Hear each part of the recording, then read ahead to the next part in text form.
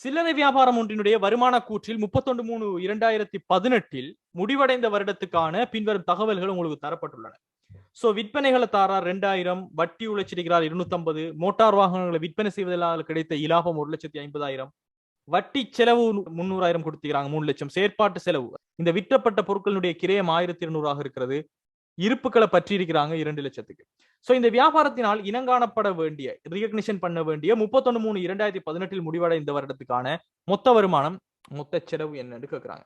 So question number 13 மொத்த வருமானம் மொத்த செலவுகளை பத்தி நம்ம கிட்ட எவ்வளவுக்கு ரிகக்னிஷன் பண்ணணும்னு சொல்லி கேட்கிறார்.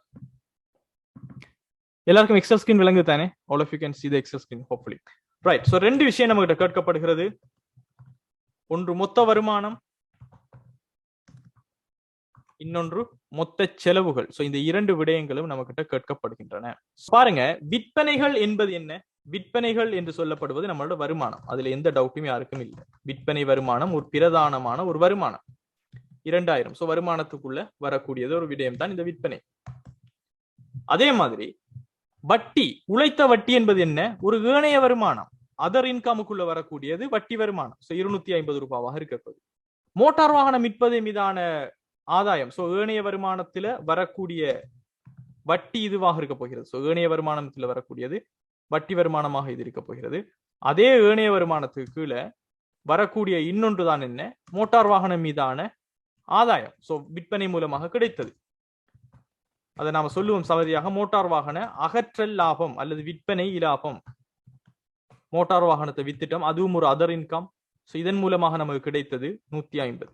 வட்டி செலவுகள், சோ வட்டி செலவுகள் என்பது ஒரு செலவீடு. சோ வட்டி செலவுகள் that's an expense.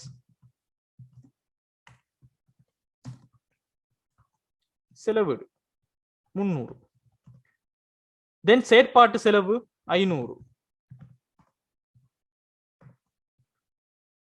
விற்பனை கிரயம் என்பது ஒரு செலவீடு, பிரதானமான ஒரு செலவீடு 1200.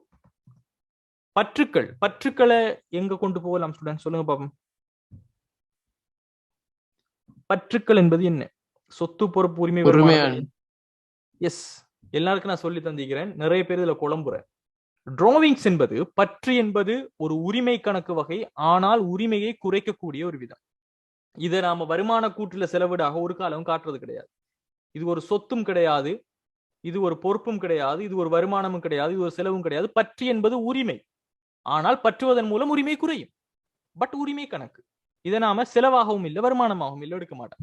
சோ இதன் அடிப்படையில பார்த்தோம்னு சொன்னால் நம்மளோட ஆன்சர் மொத்த வருமானமாக நம்ம கருதப்பட வேண்டியது 2400 இருக்க போகிறது. அதே மாதிரி மொத்த செலவிடுகளாக நம்ம கருத வேண்டியது 2000 இருக்க போகுது. சோ ஆன்சர் என்னவா இருக்க போகுது? 2400 2000 இருக்கக்கூடியது ஆன்சர் நம்பர் 4. இந்த கொஸ்டின் 13வது கொஸ்டினுக்கு ஆன்சர் வந்துட்டு 4வதாக இருக்கிறது.